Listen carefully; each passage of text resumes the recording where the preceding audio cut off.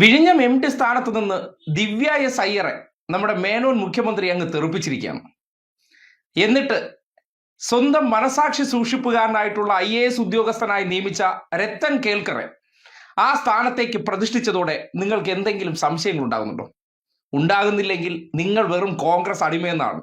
അല്ലാതെ തെരഞ്ഞെടുപ്പിന് തൊട്ടു മുന്നോടിയായിട്ട് മംഗലാപുരത്ത് നടന്ന കൂടിക്കാഴ്ച, അതിനുശേഷം തുറമുഖ വകുപ്പ് മുഖ്യമന്ത്രി തന്നെ ഏറ്റെടുക്കുന്നു. അതും സാധാരണഗതിയിൽ നമ്മുടെ നാട്ടിൽ മുഖ്യമന്ത്രിമാർ തുറമുഖ വകുപ്പ് കൈകാര്യം ചെയ്യാറില്ല എന്ന് വെച്ച് കൈകാര്യം ചെയ്തുകൂടാന്നല്ല, പക്ഷേ തുറമുഖവുമായി ബന്ധപ്പെട്ടവരുമായിട്ടുള്ള ഈ ചാർട്ടേഡ് ഫ്ലൈറ്റിൽ പോയിട്ടുള്ള കൂടിക്കാഴ്ചയ്ക്ക് ശേഷം ആ വകുപ്പ് ഏറ്റെടുക്കുന്നു. ആ വകുപ്പിൽ ദിവ്യ എസ് അയ്യർ എന്നൊരു IAS ഉദ്യോഗസ്ഥ, കോൺഗ്രസ് ബാക്ക്ഗ്രൗണ്ട് ഉള്ള ഒരു വ്യക്തിയാണ്.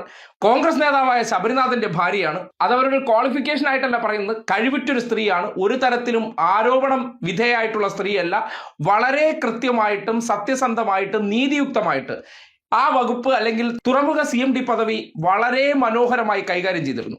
അങ്ങനെ ഒരാളെ തെറിപ്പിക്കേണ്ട കാര്യം ഉണ്ടായിരുന്നു?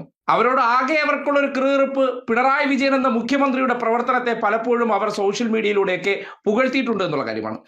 പിന്നെ ഒരു കാര്യം എന്ന് പറഞ്ഞാൽ, സാധാരണഗതിയിൽ ഒരു ഉദ്യോഗസ്ഥനെ നമ്മൾ അനാവശ്യമായിട്ട്, കാര്യം ഇവർക്കെതിരെയും മോശമായിട്ടൊന്നും പറഞ്ഞിട്ടില്ല, പക്ഷേ വിഴിഞ്ഞം തുറമുഖം CMD സ്ഥാനത്ത് അത്ര സത്യസന്ധമായിട്ടും അത്ര ആത്മാർത്ഥമായും ജോലി ചെയ്തിരുന്ന ഒരാളെ മാറ്റുമ്പോൾ സ്വാഭാവികമായിട്ട് ചില സംശയങ്ങൾ ഉണ്ടാകുന്നുണ്ട്. അതായത് നേരത്തെ പറഞ്ഞ പോലെ തന്നെ ഈ തെരഞ്ഞെടുപ്പിന്റെ റിസൾട്ട് വരുന്നതിന് തൊട്ട് മുന്നോടിയായിട്ടാണ് മെയ് 1 ചാർട്ടേഡ് ഫ്ലൈറ്റിൽ ശബരിമല സ്വർണം കട്ട റെജി എന്ന വ്യക്തിയുമായി അങ്ങ് മംഗലാപുരത്ത് NDA നേതാവിന്റെ വീട്ടിൽ മോഡിയുടെ ചിത്രത്തിന് താഴെയിരുന്നു അദാനി ഗ്രൂപ്പിന്റെ പ്രസിഡന്റ് ആയിട്ടുള്ള കിഷോർ ആൽവയുമായിട്ടുള്ള കൂടിക്കാഴ്ച, ഭക്ഷണം കഴിപ്പ്, ഫോട്ടോഷൂട്ട് എന്നതിന് ശേഷം മടങ്ങി വന്നതിന് ശേഷം റിസൾട്ട് വരുന്നു.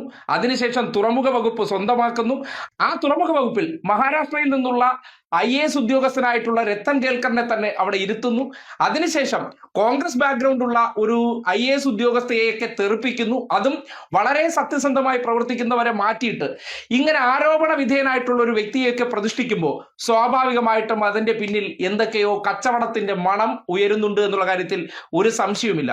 തുറമുഖവുമായി ബന്ധപ്പെട്ട് രാഹുൽ ഗാന്ധി ഉൾപ്പെടെയുള്ളവർ അദാനിയെ എതിർക്കുമ്പോൾ അദാനിയുടെ ഗ്രൂപ്പ് പ്രസിഡന്റ് ആയിട്ടുള്ള കിഷോർ ആൽവയെ കൂടിക്കാഴ്ച നടത്താൻ പോയി അവരുമായി എന്തോ ഡീൽ ഉണ്ടാക്കി അതിനുശേഷം വന്ന് മുഖ്യമന്ത്രിക്ക് ധനവകുപ്പും ഒപ്പം തന്നെ തുറമുഖ വകുപ്പും സ്വന്തമാക്കിയിരിക്കുന്നതിന് പിന്നിൽ എന്തൊക്കെയോ ധാരണകളുണ്ട്, എന്തൊക്കെയോ താല്പര്യങ്ങളുണ്ട്.